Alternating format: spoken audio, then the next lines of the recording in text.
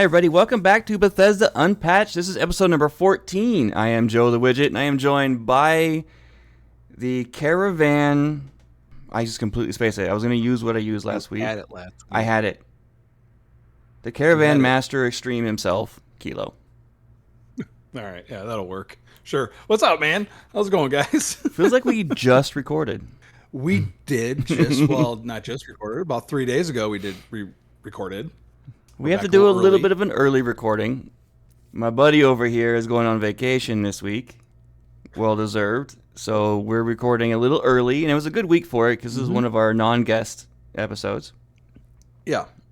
Yep. And it's also a good time to do it, even though I guess it doesn't matter because the episode's not coming out early, but we just got news about Starfield that Wigit and King just definitely said was not going to happen, but it happened. We said we wouldn't hear anything, you've seen it, and we didn't hear anything. It was a video tease. You had to read it very carefully. True story. Yes, indeed. I'm staying by that. And actually, they did not announce anything. They did not. All they did was tease. So me and King. I think we're still good. I wish we were wrong. On a technicality. I wish we were wrong even on all technicalities, but it would have been the perfect time for them to just drop all the info. Yeah, it really would have. But the fact that they actually said something makes me think that it's got to be close. Yeah, because lately they won't say anything at all until it's just about done, which is not a good way of doing business, Bethesda. Well, it's not, but on the player side of it, holiday release maybe sooner, maybe November, maybe sooner. Yeah, and it's going to keep us busy. I mean, we do this show because we're big Bethesda fans. Their games are enduring. Most of my entire adult life is Bethesda. Like, some of my best gaming memories are all located around Bethesda games. Yeah. Yep. And we're all chomping at the bit for something new and more to go into. Oh yeah, absolutely. I mean, the Fallout updates of 76 have been fantastic. I'm having a blast still with the latest update. Even though I was seeing an article or some videos of people trying to get that clickbait saying, oh, the new update's trash.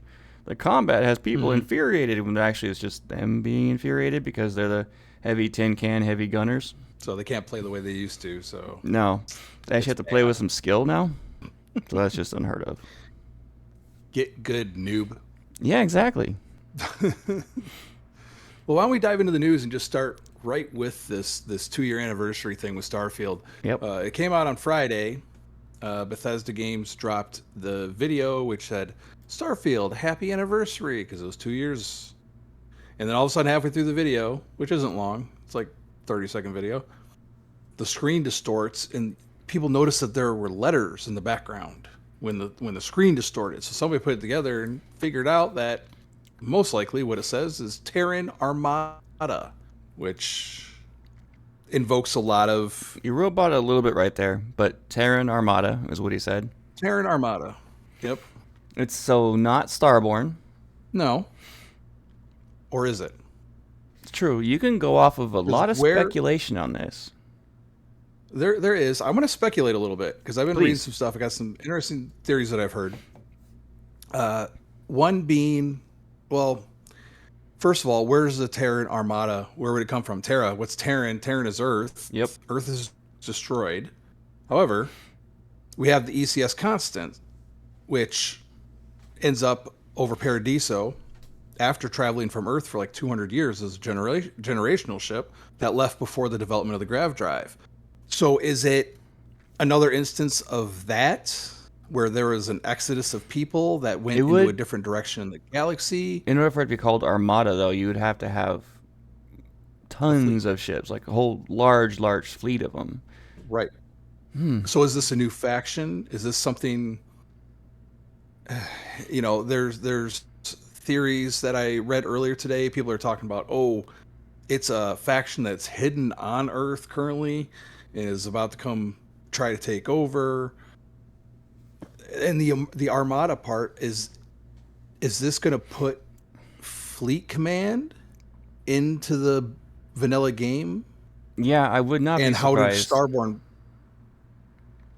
Yeah, and how do Starborn play into it? Because this is imagine you can take one ship through Unity. We already know that.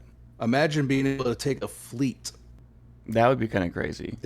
Are they from an alternate universe? Yeah. I want to be able to take one of my Question. ships and go to the Unity and keep that ship. Still, blueprints That would be would be amazing awesome. still. Blueprints would be amazing. So I'm racking my brain on the possible story arcs because they left a lot of holes in the story for reason. They're building on them. The biggest one, obviously, is Starborn. Everyone knows that because there's so many holes in that. But there wasn't many holes left other because when the game came out, the two big ones were Starborn and the Varun. Right. So one of those got taken care of. So I don't know where. It's just where the Terran Armada is coming from. And here's the thing too: is before Shattered Space came out, I need a light bulb. We had a bunch of that. Before Shattered Space came out, right? We had the new mechanics come out. We had the Rev 8 come out, and they added a new mechanic to the game that they wanted to use in the Shattered Space DLC. Okay, we have cruise mode that just came through. So how's cruise mode going to tie to the Terran Armada? Is there a connection there? Are we going to encounter the Terran Armada while we're in cruise mode, traveling interplanetary? What were you thinking? What were you just thinking? I saw that. I was thinking, because we've all done the Crimson Fleet. What if what's her name that I completely forgot actually goes and builds an armada to take on UC in the free space? Oh, that would be cool. I mean, it could be. Depends on how you do it. Like, it could have been the Crimson Fleet starts building their armada and they come after it and they call themselves that. Or she starts building her own thing after, if you side with UC, she goes on her own. And that's one possibility I could think of. What was it? Black Fleet or something that was alluded to previously? Oh, yes. That's what Navera was going to build. I assume it's Navera. I haven't played Starfield or Crimson Fleet Starfield in a minute. Yeah, I know my name starts with a name. It's been a while since I played Starfield. It's one of my favorite characters in the fleet, but yeah, it could be that. I don't know. I want to lean a little bit towards more the Starborn thing. Say that this is a fleet that's coming from a different universe, in which the Earth was not destroyed by the grav drive experiments, or they learned from their mistakes, built up this fleet in a different universe, and now they're coming through. I can't see them not, even though we don't know anything about it, I just can't see them not trying to tie in the Starborn into this DLC, because that was a big complaint with the Varun DLC, Shattered Space, that there wasn't really any Starborn content in that, and that was what people really wanted more answers. Or any kind of system additions to the game. No ship pieces, no. They added extra guns, which were great. No, sure. But yeah, there was a lot of issues. And I know that they've said it before that's going to be a story content. Mm-hmm. But I hope they incorporate systems like from other modders, for instance, the whole fleet command thing, which was brilliant. Yeah. And yeah, well, that is. They need to add more to it. They need to add more things for the outposts. Yeah, we need a little bit more to play with. Tim Lamb did kind of allude to that to his interview a couple weeks ago, where he said that there are little treats for us players that we've been asking for. And when he mentioned new mechanics for the game, it was mechanics plural. So we knew that it was more than just the cruise mode. So yeah, and I really want them to add more to the. I'm brain farting. It's this stupid curse. Ooga booga, like I did on the last video. The bounty hunters. Trackers Alliance. Trackers Alliance. Thank you. They said they were going to add a whole bunch, and they got a whole board for it. We've had 2. One that came with it, and then one extra one with DLC. But aside from the ones you can walk around and just find. Yeah, we want more of those. You promised us more. It's been a year. Give me a most wanted list, man. Actually, it's been a little over a year since they added anything to that. That would be good. And people are getting really creative. I do have a mod today, speaking of, people are getting really creative with the ship parts, man. The hunger for the ship parts. These ship builders, they want them. We need them. That will pull me right back into the game. And space stations. And space stations. Just picture it, man. Terran Armada. You're over a planet that you built your big outpost on the planet. You're gathering all your resources. Circling that planet in synchronous orbit around your base is your your space station that has your entire fleet of ships docked to it. Yep. Your own little personal, basically, city that you have with all your companions. Yeah. Shuffling your resources into the space station. You can use it as a hub. So you're down below. You have a ship coming back and forth, delivering all the resources you're gathering. That then transfers to all your other bases that you designed or designated to go to for all the resources, and they're coming into this, and it's synchronous. It's like putting everything into one spot. Can I throw something wild out there right now? Well, yeah.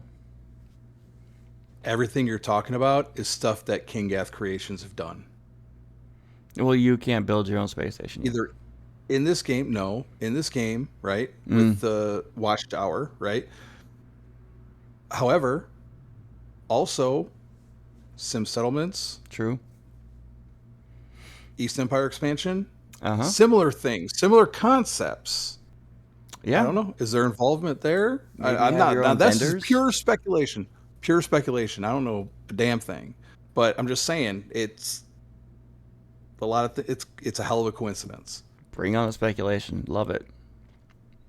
Yeah. This game can be so much more than what it is in so many beautiful ways. Really it's already a beautiful game in itself, but it can be so much more. The door's wide open with this game. You know what kills me is that people have been lately, or even since the release, people have been putting this up against a measuring stick marked No Man's Sky. Yeah. What's No Man's Sky been doing lately? They're adding the modular. They're trying to copy Starfield. Their imitation is the greatest form of flattery. Well, that's one of the beautiful things in Starfield was the ship design. It was one of the most brilliant things. Yeah, it was one of the best parts of it, and it still is to this day. And people are getting more and more creative. It's obviously the thing that people have latched onto the most. But I think that's actually a great place to talk about what the original Fallout's Tim Cain had to say about people complaining about games. Yeah. Did you look at this article at all? No, I didn't have a chance to. This is interesting. And he says that the title of the article, I don't know who comes up with these titles. Ashley Barden. Ashley, why is that all necessary? The title is, quote, "I don't think there's such thing as a good game." Fallout's Tim Cain says, "The same people will complain about a game with bad reviews while praising a game with good reviews, even if they have the exact same problem." Mm-hmm. It's clickbait. That's all everything is now. It's just, let's get more attention. Yep. If it's reviewed badly, it could be the same thing, same issue. If it's reviewed badly, people are going to hate it, even if it's a quote unquote good game. Hello, Starfield. If it's well reviewed, people are going to love it, even if it's not that great of a game. This is the phenomenon that Wigit and I have talked about on the show several times before. Yeah. It's like people are just hell-bent on destroying IPs just for their own popularity. Yeah. And people fall for it. If you haven't sat down and tried the game with an open mind, nowadays, I mean, you'd be surprised. You know how many indie games I've gotten into just because I was bored and I decided to try it? People are like, "Oh, indie games are crap." The indie games got some great ones. Oxenfree, Observation, those are two of my favorite indie titles. Both great games. Nothing close to what you would consider a AAA, but Enshrouded, amazingly done. One of the best survival games ever made. Huge. I love it. There's many indie games. Subnautica. I love survival games. It's my jam. Subnautica and most of the survival games are actually indie. We're a small studio. Are they really? Yeah, I guess they kind of are. Now I think about it. Yep. Ark Survival Evolved was a... Who made Subnautica? Subnautica was another small company that broke off of a major company, an indie company. And it was about 8 people. And now they're much bigger because of the success of their game. They're now working on Subnautica 2, which looks really good because one of the only complaints I had about Subnautica was the fact that it was solo player only. But in 2, you can have up to 3 friends with you. You can have a... Okay. Yeah, my youngest is a big fan of that series. I was actually working with that team on their game. I was live streaming it as they were developing it, and we was getting feedback from viewers, and I was compiling it for them and giving them all the feedback, and we were just talking back and forth, and they were constantly updating me on what they were doing with the game. It was great. Oh, that's so awesome. I love that. I love it when they get down to us little people. We're the ones that pay their bills. What Ashley and Tim go on to say in this article is people's opinion might influence these 2 categories more than you consciously feel. Tim Cain gives a specific example, though he doesn't name the games involved in it, Oblivion. Mm-hmm. And he says, this is a case of 2 games coming out almost at the same time this year, he says. One of them wasn't so well reviewed or received, and one of the complaints people made was that when you were in town, NPCs would block your movement. Okay, that seems like a valid complaint. But another game came out at almost the exact same time. I think they came out 2 weeks apart. The second game, super well reviewed. People were saying, this is going to be the best game this year. Yet it had the exact same problem. He says he tried finding evidence that the NPCs were still bothering players. They hated getting caught on NPCs in the game, didn't they? But his search was futile. If the game was reviewing well, many people will ignore the little problems in it. They don't care. They don't even mention it. They don't even bring it up and go, yeah, this is a problem, but it really doesn't affect your enjoyment of the game. Make a bad game, and by that, Tim means make a game that's not reviewing that well. Oh my God, the same people will complain about all the little things that exist in the good one, and they don't even see the problem. They don't see that hypocrisy. And while these are valid points, the author actually goes on and says, but have you considered the fact that my opinion is both honest and correct according to some people? As a game reviewer, that's funny. Oh, it's out there. And I bet you most that's because a lot of these reviewers saw other people saying that they love that game, so they just followed suit on it. And I asked one person, I think I was driving Uber, and I was talking to his kid about video games, and I do it a lot. Mm-hmm. And I said, hey, have you tried Starfield? No. That, he goes, well, he goes, that game is trash. No one likes it. It was badly done by Bethesda. And I said, well, have you played it? No. So how do you know? Because these people said it was. Like, dude, really? By the end of the conversation, by the time I dropped him off, he was like, I'm gonna go get Starfield right now. I'm gonna try it out, man. But you do that. You let me know. Heck yeah. Come into our Discord. Have a chat with us. Even comment on our YouTube. Say, hey, I'm the guy that you were talking to. Yeah. And you can thank me for introducing you to an amazing game. Mm-hmm. Absolutely, man. Like I avoid the comment section on anything nowadays if Starfield's in the title. Is just ridiculous. Just baseless comments based on what... I was looking at that reveal that they did in the comments on X with it. So there were so many people just going in there, Starfield's stupid. Really? That's what you have to say? Contribute? Yeah, there was many people in there saying it's my favorite game of all time. It's amazing. It's wonderful. No, it's dumb. People say it's dumb. It's dumb. Oh, okay, then. Jeez, Pete's. They're missing out. Give it a shot, guys. The other one's missing out on something amazing, so... I would not play hundreds and hundreds and hundreds of hours of a game, even if I'm doing a show about it, if I didn't enjoy it. If I didn't love it, I wouldn't do it. What the hell would we be doing here? We're not getting paid to do this. No. Bethesda's not slipping us a hundy under the table saying, hey, say something nice about Starfield. Though I would accept that. Because that'd just be free money. I would, yeah. Right. Someone wants to slip us a hundy. Hey, keep doing what you're already doing. Okay. Okay. We're painfully honest on our opinions on this show. We are. And I hope people realize that. Well, yeah. If you've watched us long enough, you know that we're not here like fluffing Bethesda, right? We're honest about what we see and what we feel, and yeah, if it's not up to snuff, then we say something. Yep. We try to be honest. I've complained plenty of times about things in these games before. I mean, yeah, I like to try to keep more of a positive spin on things, especially if I really love the game.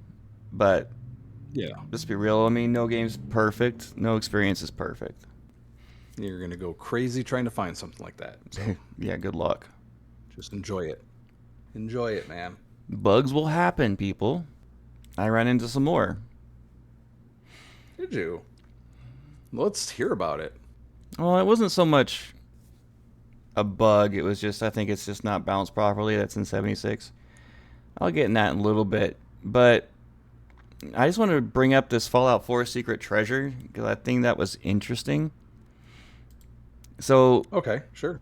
This gentleman came out, I think it was actually today. No, it was yesterday, September 7th. Said that Fallout 4 has a super secret treasure trove we all missed, or at least most of us have.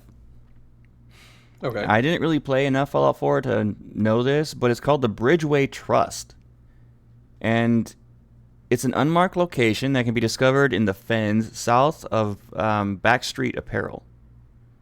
And he said it's quite easy to miss. Oh, okay. Yeah, this doesn't sound familiar to me. Yeah. I played the shit out of Fallout 4. There's a video of it. I might post it up on our video, but it's a vault that has, let me see, 369, 18, 20 vaults with all different various lockpicked levels. And to be fair, you want to have your lockpicking and your hacking maxed to make use of it. Oh, really? He said there's one caveat, as brought to our attention by Chief Pat 99. You will need to master hacking to access this vault. But then you'll also need to have lockpicking very high to get into every vault. Every lockbox. Oh, okay. Yeah. People are saying that they played 3,000 hours of Fallout 4 and they've never been there, never even heard of it.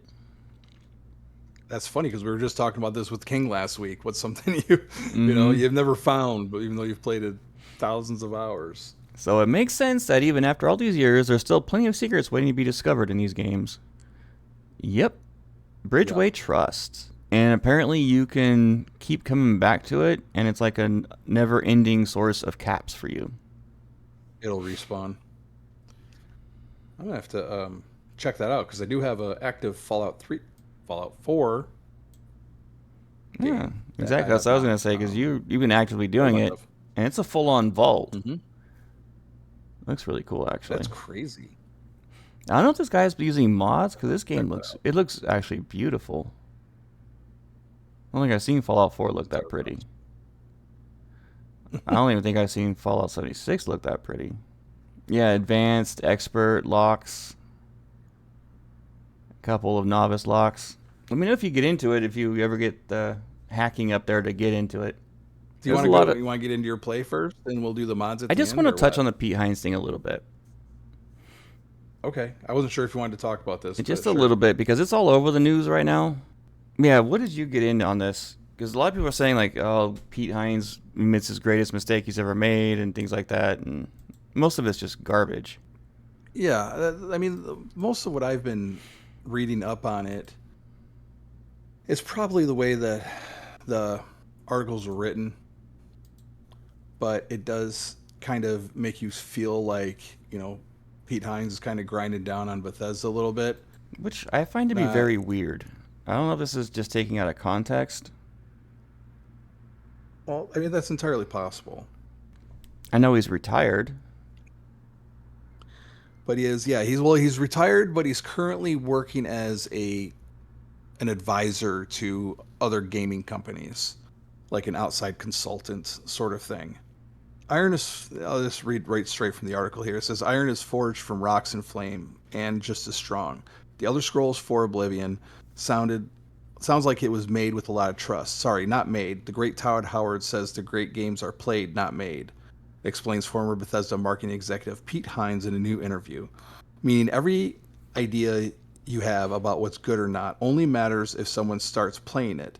And then that's what's going to define whether it's good or not. Interesting. We actually talked about this tonight. Mm-hmm.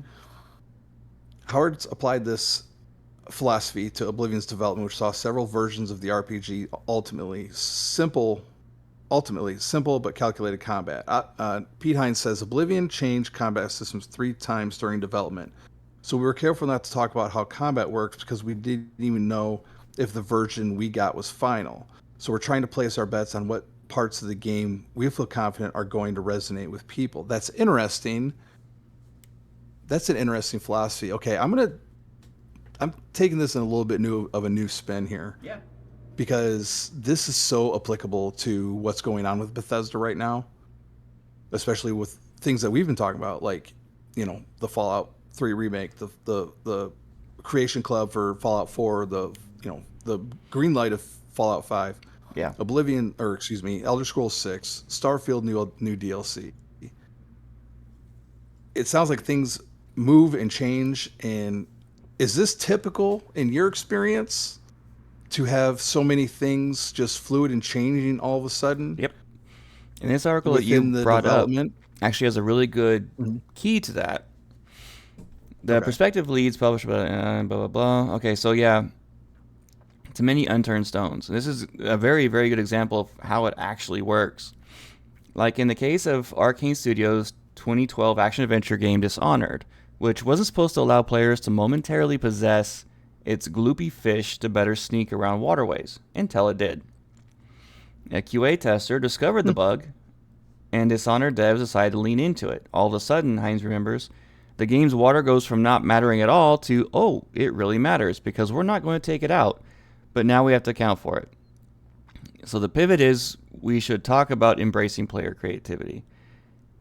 And that happens all the time. We would have unintentional design, we used to call it. So, is it a feature or is it a bug? Yeah.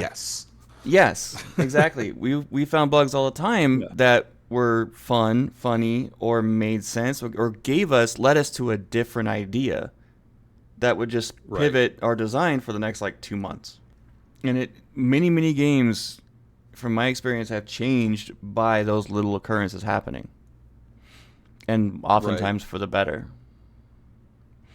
Some of the greatest discoveries I've seen in gaming were caused by accident. See, yeah, a lot of these articles, it's smoke and no fire. Mm-hmm. The follow-up article is former Bethesda exec Pete Hines hated the confusion around Elder Scrolls Studio making a new game and everybody thinking, oh, it's Todd Howard's team. And then the first paragraph in it says, former Bethesda Vice President Pete Hines has revealed that both he and Todd Howard hated the confusion around games Bethesda was developing and publishing. You're not going to love them all. He said, I hated the confusion around Bethesda making a new game and everyone thinking, oh, it's Todd Howard's team. He added that Howard was very much sick of it. Why do people keep assuming I'm the guy who made Sea Dogs or whatever? Because he's had his hand in many of the games. His name is so games. unanimous with the company. Yeah. But that's a frustration that Todd Howard shared.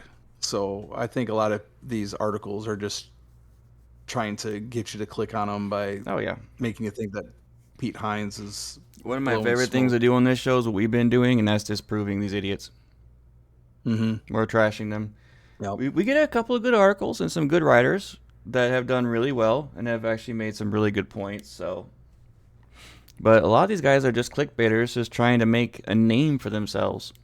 There's a cute little tidbit in this one article right here. It says, in 2001, Bethesda Game Studios was established as its own branch to differentiate between the developer and the publisher. Mm-hmm. He says, we created a different name for the studio and the publisher, and guess what? It still didn't fucking work. Quote, nobody ever got past Bethesda, and they just went Bethesda this, Bethesda that, Bethesda. You mean like ZeniMax and all that? A bit less now.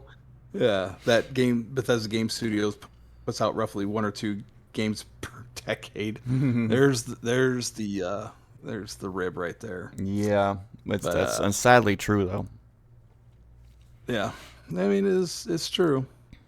but something that, you know, I think that they're working on. And honestly, you know, this reading these articles here kind of gives me a little bit new perspective, understanding why they don't necessarily come forward. I mean, they could definitely throw us more of a bone, no doubt. Like they don't need to leave us hanging this long. But the fact that they're erring on the side of caution when things are so fluid on the development side, and their hesitancy, especially post Shattered Space, with revealing too much. Yeah. I kind of get it. It kind of sucks, but I kind of get it at the same time. I don't know. I still think they need to also, have... Games Radar, your clickbait just sucks. They need to have... Sorry. The community team, the old one from like 8-9 years ago that I worked with a lot on my old shows, they need those people back. They were amazing. They kept us in the loop. We were informed. The fans knew what was coming up, and it was incredible. They had new information about Elder Scrolls Online like every couple of weeks for several months before the game launched. And they took us out to Bethesda to play the game first before anyone else did in development. It was amazing. I seem to remember back in even with Fallout 76, right? I mentioned that last show where even I had a bunch of stuff on my Instagram. If you scroll back far enough, you'll see me, because I was excited about 76 or whatever the hell they were announcing. We didn't even know what it was at that point. It was mostly just a stationary screen with a couple of items on a desk or whatever that would change occasionally. Yeah. And until the end, when Pete Hines came on and kind of explained what was going on. Past that, leading up, we get little bits here and there. So yeah, don't put too much stake into these articles. Yeah. Sometimes there's good little information, but most of the time it's just rib fest and it's not worth it. Yeah, pretty much. So let's get into some play. Let's get into it. I didn't get to talk much on the last episode, which is fine. We had a fantastic time. It was a great episode. So I'm not worried about it. And I did a lot. And mostly I've been building my house in Fallout 76. My new camp. Oh, dude, it looks so good. Thank you. It looks so good. I've been putting a lot of effort into it. I did a lot of resource gathering because I needed a lot of ceramic, which meant I had to go hunt down coffee mugs and plates. That's funny. One thing I noticed is that in Fallout New Vegas, I'm not picking up everything I can for materials. Because you don't really break them down in New Vegas. You need to find glue, and a recipe will require glue. It's not something you break down and use, the raw materials. Right. So I'm not having to do that in 76, even though that urge in New Vegas, that urge to pick everything up, like, ooh, a fan. I still catch myself trying to go to desk fans in New Vegas to pick it up because it's got screws and steel. Right. No. But in 76, I see a desk fan, I'm picking that bad boy up. Typewriters, radios. One of the hardest things to get is aluminum and screws, and you need that for all your gun mods and gun repairs, so. That's funny. Yeah, and I'm still trying to get an actual silencer for my rifle. It's such a hard time finding rifles that I can break down and hopefully get the ability to learn how to make suppressors, but I don't have them yet. So no dice. No dice. I finally got the card though, one of the new ones that enhanced my sniping. So it's a card that does it increases your accuracy and steadiness by like 30 or 40% on a zoom weapon. So I don't need to hold my breath anymore. Oh, okay. It's rock solid now. I zoom in, nice, take my shots. I was really happy I got that. I'm level 75 now in 76. Getting up there. Yeah, I'm almost level 76. That'll be perfect. Yep.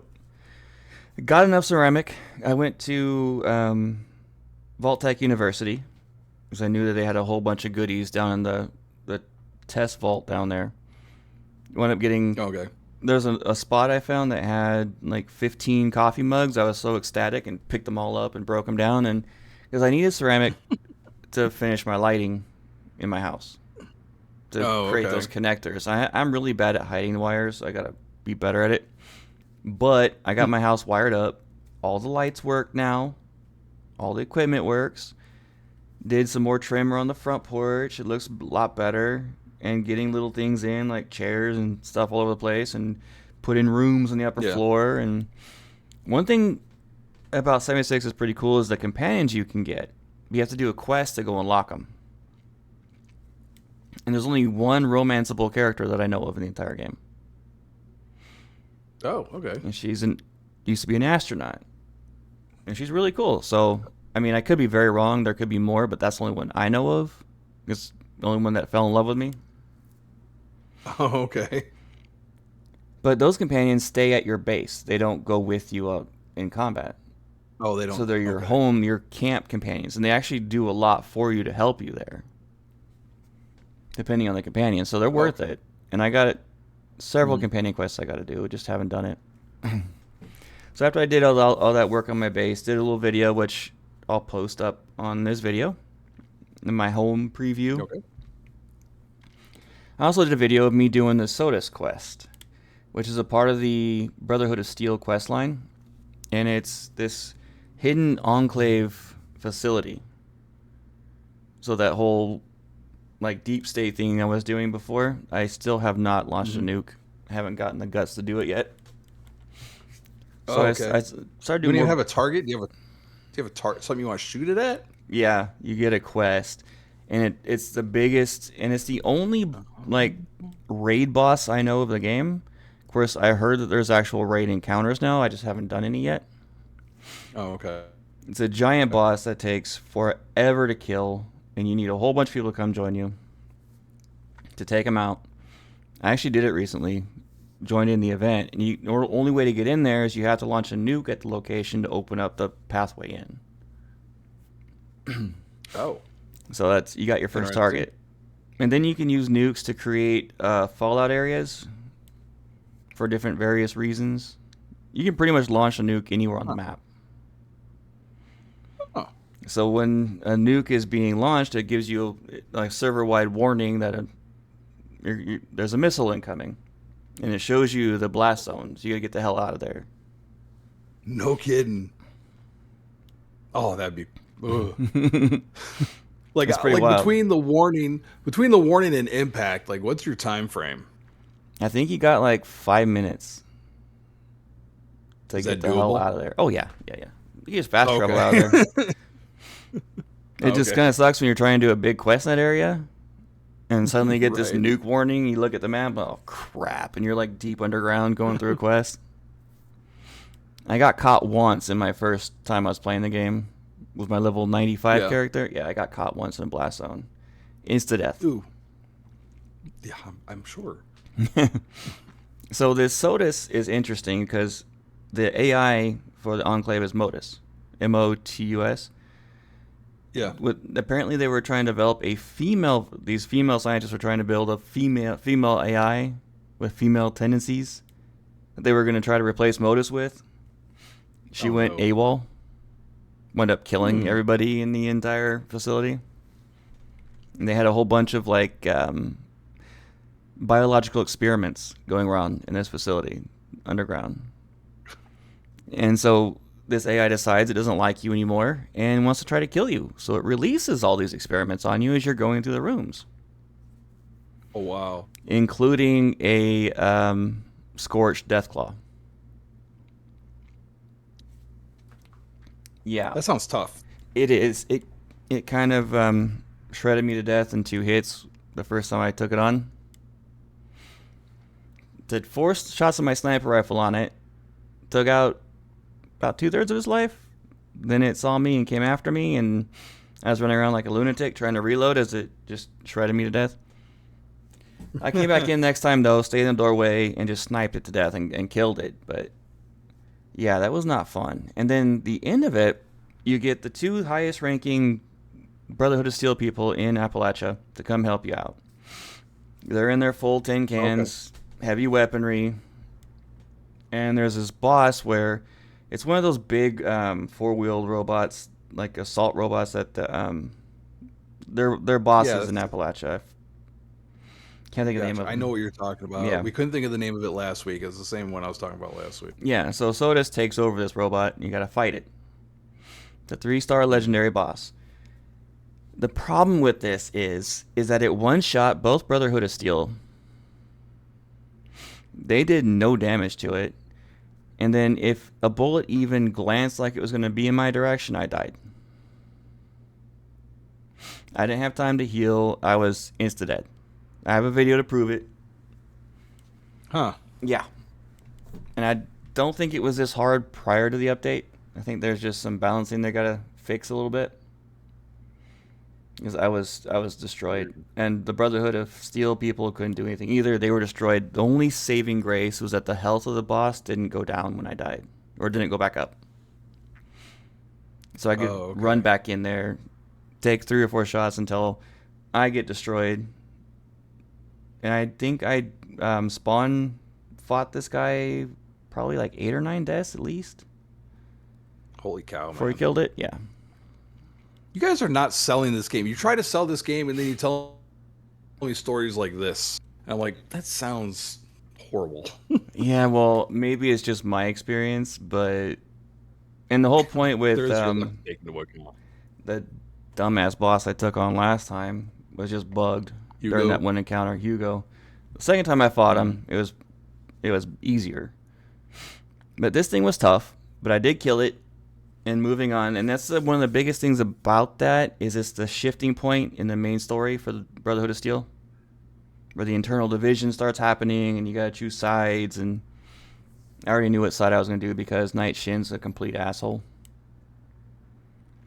And when you play the game and you meet him, you'll agree with me. He's just a complete tool. I don't know if anyone ever decides with that idiot, but you get the option to. Oh, and Scribe Valdez is my Fallout 76 boo. Really wish I could romance her. Scribe Valdez. Yeah. Also, shout out to our conversation last week. Billie Jean is my lover. Oh, man. Yeah. But Scribe Valdez is really cool. She's well done character and pretty hot. And then I started doing the next mission, Dark Brotherhood, I did it again. Brotherhood of Steel is under attack at their base. You have to go down there and take them out. But here's the thing. I have a video of this too. Mm-hmm. After I noticed it, again, I had the 2 Brotherhood of Steel baddies with me, and I had one of the super mutants because there's a super mutant horde attacking. And you have to go behind their lines, blow up their entry points because it's all underground. And those 2 come with you, which is not a choice. I wish it was. I would have left them behind. I could snipe everything and be fine. But with those 2 tin cans running around with these blasting weapons, I can't stay stealth. And I watched as a mutant was coming at me. They were point blank with this dude, emptying out their chain guns. Not a single hit point dropped on that mutant. Are they just useless? Are they supposed to be useless? 100% useless. Actually supposed to help you? The first time I did this game, they actually were useful and did some damage. We're even killing some of them. This time, I think it's just my game being stupid again. They did absolutely zero. They were nothing but in the way. Wow. That's a bummer. So, yeah. I took them all out, eventually completed the quest. That's where I'm at, and I was doing some more stuff on my base. So not too much going on in 76. I'm just trying to get Brotherhood of Steel finished. And then I'm going to unlock all those goodies. But, I noticed that since I was a general with the Enclave, it actually helped me in doing the SOTUS quest. Doing the Underground Enclave, because I was a general. I got access when I wouldn't have before. Oh, okay. That was pretty wild. New Vegas. Yep. I did what I said I was going to do. I went after the captives that were being held by the Legion.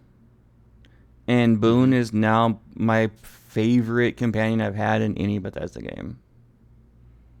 Okay. I'll be zooming in. I'll be aiming down sights, and something they'll just die.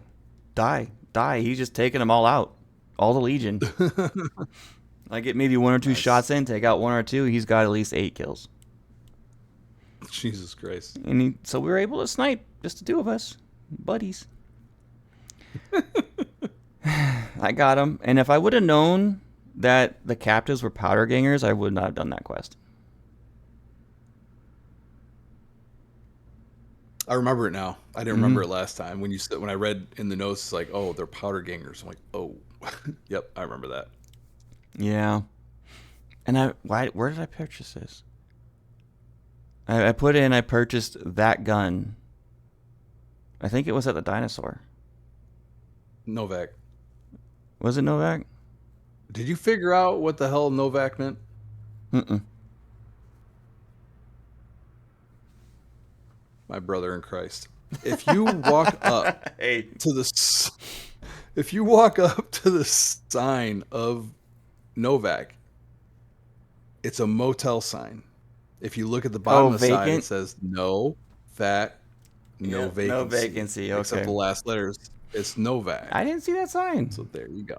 Now you know. I know. I was watching the video last week before it went public, and I was watching the video, and you had a little arrow like clueless. I'm like, how are you clueless? Are you serious? Like, I had zero clue what you guys are even talking about. I know what Novak is, yes, but that gun was that Novak. Okay. Yeah, that gun was that Novak. I thought about buying it. I ended up not buying it right now. I did because I was so limited on the 5.56 ammo. I like that gun. Yeah. Okay. It replaced my 10mm close range. It's a nice gun. I did find a weapon though that made me drool like crazy because I'm making my way to New Vegas, and I came across the what's it called? The gun runners. They're just outside of New Vegas. They have a factory, and there's a robot merchant that's in his little shack, but it's completely enclosed. And you talk to him, he says, "Oh, the shack was built around me to prevent theft." Right. So they manufacture their own weapons, and they include the fact that they have a warehouse that is guarded, and the guards are ordered to shoot on sight because they're trying to protect their blueprints and stuff like that. I'm like, I want to sneak in there and get those guns. I'm gonna have to do that. Which is like challenge accepted. Yeah, done. Especially because there was a sniper rifle on the back wall that was freaking gorgeous, fully scoped out. I wanted that so bad. And the robot does sell it, but it sells it for like 20-something thousand credits or caps. I mean. Oh yeah. It's a ridiculous amount of money. A lot. It's a named gun, and I really, really wanted it, but I wanted to try to steal it, but of course you can't. I came across the Lone Drifter. I've heard hints of things about this guy and kind of the theories behind him, and when I was talking to him, he did allude to it, and I'm curious even if he is the son of the mysterious stranger. Yes, it is heavily implied. Yeah. And the basic consensus is, the Lone Drifter is the son of the mysterious stranger. I'm not sure how deep in canon that is, but it's just a random dude hanging out by a sign. We talked about it at one point. Yeah. I don't remember if it was from an article or what, but yeah, we did. And Victor showing up everywhere has been getting really suspicious. He always seems to be ahead of me on my travels everywhere. Yeah, there's a reason for that. Oh, I'm sure there is. Positive there is. I know the reason. I remembered the reason. Well, don't tell me. I don't know yet. I'm like, oh, yeah. Okay, well, I won't tell you. Nobody come into our Discord and spoil it for Wigit. There was a ton of different side quests and things to do on my way to New Vegas trying to prevent me from getting there, but I really wanted to get there for the show and experience it. So I have a whole bunch of quests saved up, but I made it to New Vegas finally. And the 2,000 credit check that the robots do in front, I thought I had to pay that at first. I was not thrilled. Yeah. But no, you don't have to pay for it, thankfully. But because I talked to these people in this community outside of New Vegas that are all there because they couldn't afford the entry fee. That's what made me think that they were going to actually charge me. Yeah. And of course, as soon as I get to New Vegas, there's Victor waiting for me to invite me to talk to Mr. House. At Lucky 38. Yeah.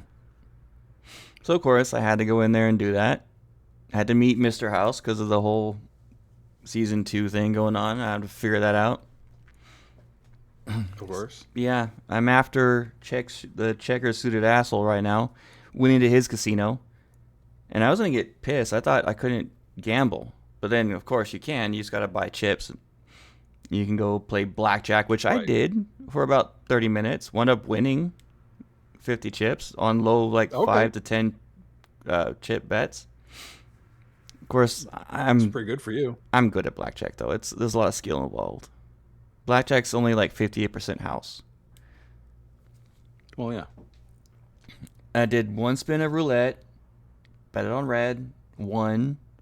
Then of course I found a slot machine I can play, and I lost everything. You know what's funny is I never played.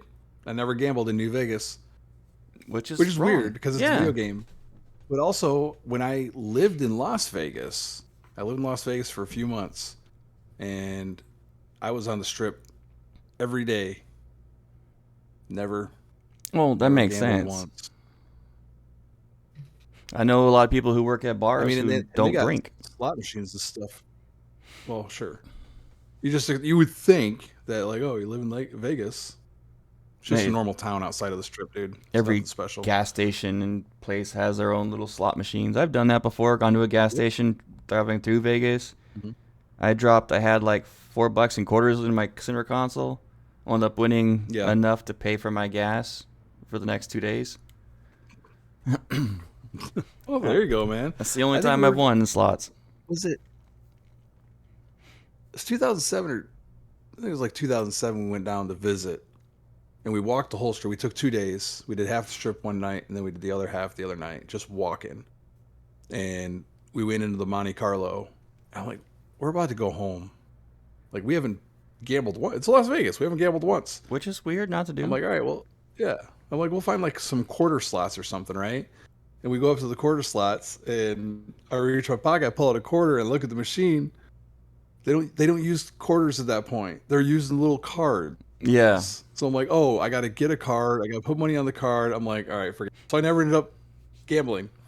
And then I was going to play. I'm really good at poker, and I was going to go play poker at the MGM, but some drama happened. I didn't end up being able to do it. So I went to Vegas years ago. I worked too hard for my money. Lost $200 in slot machines really quick. Took my last. If I go and I'm gonna gamble, I have a set strict amount of money that I can lose. That's how I think about it. I'm gonna lose it, so that's the amount I can lose. So I had my last $100, and most of the night barely started. I lost 200 in slot machines. I was frustrated. I won nothing. I bet. At all. Went to the old Strip, walked around there with my lady friend, and when I went to one of the old casinos, took my last 100 out, put it on a blackjack table, and I gambled the rest of the night playing blackjack. Oh, wow. Won everything back plus $10 and left. Oh, well, that's for you. That's pretty good. Yeah, so blackjack and Hold'em, I can do really well. It's just everything that requires mostly all luck, no, not happening. Gotcha. Yeah, I love playing poker. When was the last gambling my money? Yeah, I love poker too. If we lived in the same city, we'd have a poker night going. Heck yeah.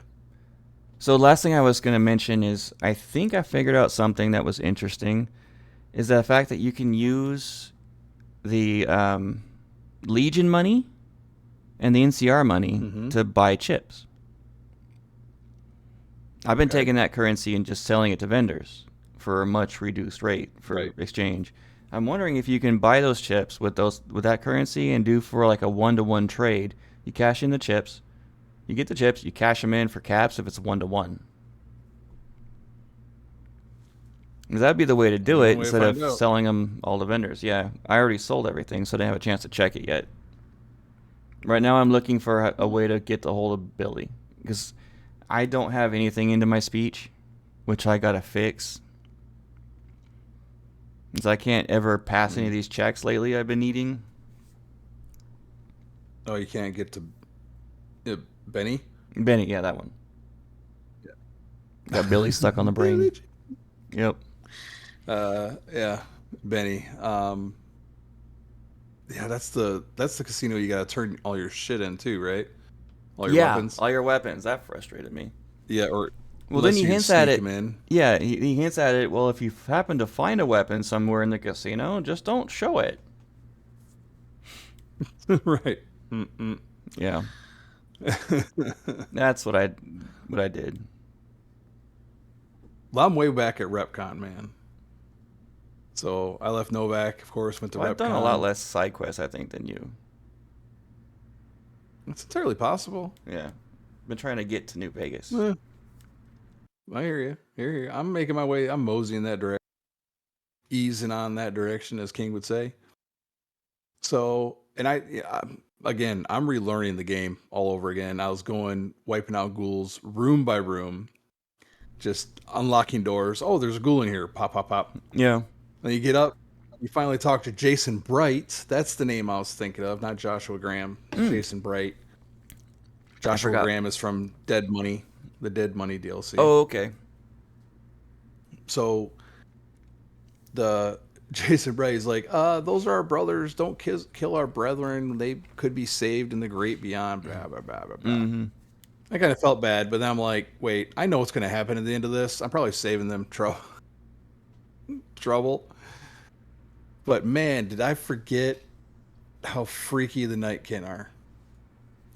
They are a little freaky. I thought they were aliens at first. They are. No, yeah. There's the super mutants that are like addicted to stealth boys. Yeah.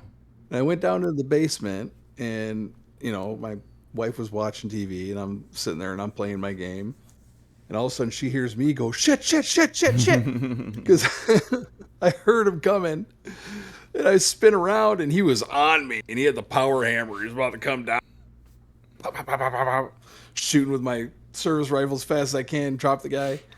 Scared the hell out of me, man.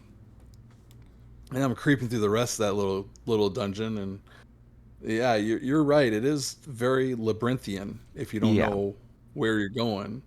If you're trying to get to Jason Bright and you haven't played New Vegas, go through the door behind the desk. Don't go left or right. Just go through the door by the desk. It's the easiest way. And then up the stairs. Do do do do. I wish I would have known that. Yeah. But my favorite super mutant ever, Antlers, down in the basement. Oh, dude's talking to the yeah. I never talked to any of them. And then you just killed them all. Yeah. If you open that door without you'll get it'll trigger the conversation. You just have to like wait about half a second. Widget's in there like, nah, enemy pop dead. I'm on my way. Stay strapped or get capped. So yeah, I did the antlers thing. What about Harlan? You didn't shoot Harlan, did you? Did you really? Yeah, I'm dead. You evil bastard. Evil bastard. He was a good guy. Well, I didn't know. He was a mutant. I saw him. I killed him. It was actually... oh, fair enough. I talked Antlers out of the place, and they're like, if you find stealth boys, we'll go. And then you go talk to Harlan, and I'm like, Harlan, let's get the hell out of here and bounce. I'm going to find these stealth boys. He's like, okay. And of course, you look at the computer, and the shipment's not there. It's somewhere else. So you have to go back. And I again had to do a speech check to get Antlers to get the fuck out of there. And then I again freaked out because I'm on my way out. I'm like, all right, cool, that's all done. Head back with Jason Bright. I come around a corner, and you see like the predator shimmer of the stealth boy of the two super mutants walking directly in front of me, and I just freeze. I'm like, wait, they're not going to attack me. Okay, they're on their way out. Cool. So I was on my way up there. Of course, we're recording 3 days early, so that's about all the time that I had to play as I was getting ready for my little anniversary vacation coming up. So you guys are going to have a blast. I figured this episode would be a little bit shorter than what we've been doing lately. We've been going extra long. Yeah. There's nothing wrong with that. No. And we had some good talking, had some good conversation this week, and yeah, I'm excited, man. 50-minute episode's not bad. How many? 20 years. We've been married 20 years. Congrats. That's a big one. Yeah. It's amazing.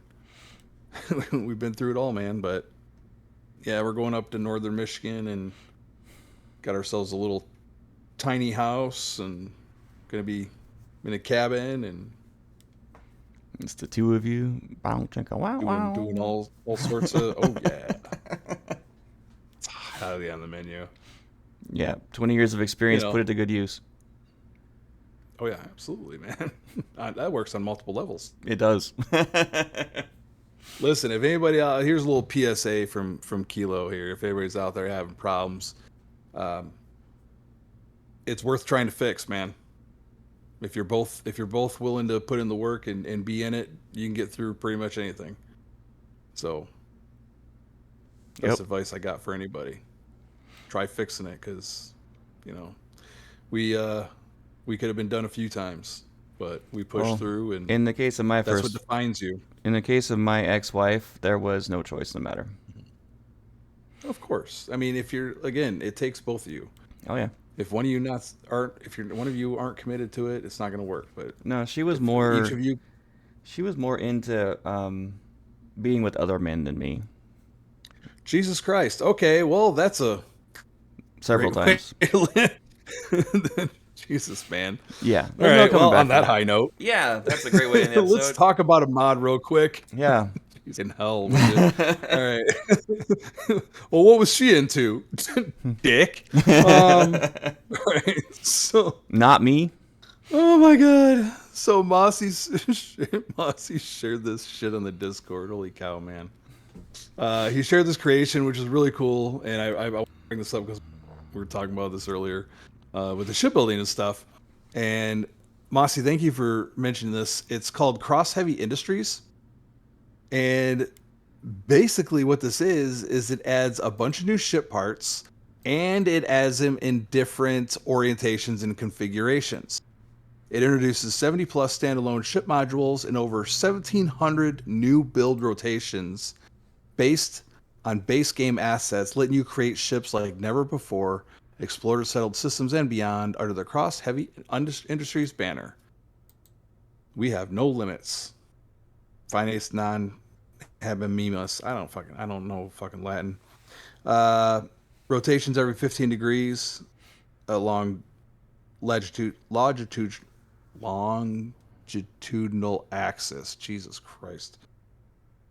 So it's got a bunch of new parts. It allows you to move things at different angles. It is available for PC. So if you're interested in shipbuilding and you're on PC and you want to get some different angles on these parts, they will do a little bit more fancier, different stuff. Definitely check it out. A couple of warnings on the mod. Some rotations will overlap other parts. Obviously, yeah. Some angles rotations will be difficult to place accurately without the use of the CHI universal snap. Some parts will attach cleanly. And please report any bugs to the mod author, who is Jackson Cross, JaxonCross, if you're looking for his creation specifically. So there you go. There's your rare mod of the week. Yeah, we haven't done one of those in a while. And I think our Hey Bethesda is simple. Give us more information about Terran, please. Terran Armada. Yeah, that's what we want right now. Terran Armada. Yeah. And that's going to wrap it up, man. That's it. That's it. That's episode 13 or 14. That's an episode. We're already on 14. 14. Wow. I know. We're getting up there. Feels like we just started doing this show. 4 more episodes will finally be legal. We'll have to celebrate. Oh, anyway, that's it. I just want to say thank you so much for listening, for watching. Please give us a comment, like, and subscribe on our videos. Would be very, very, very helpful. Algorithmal things.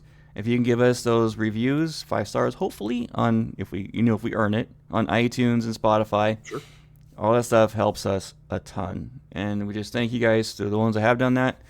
And thanks for listening, and have a fantastic week out in the Bethesdaverse. Peace out.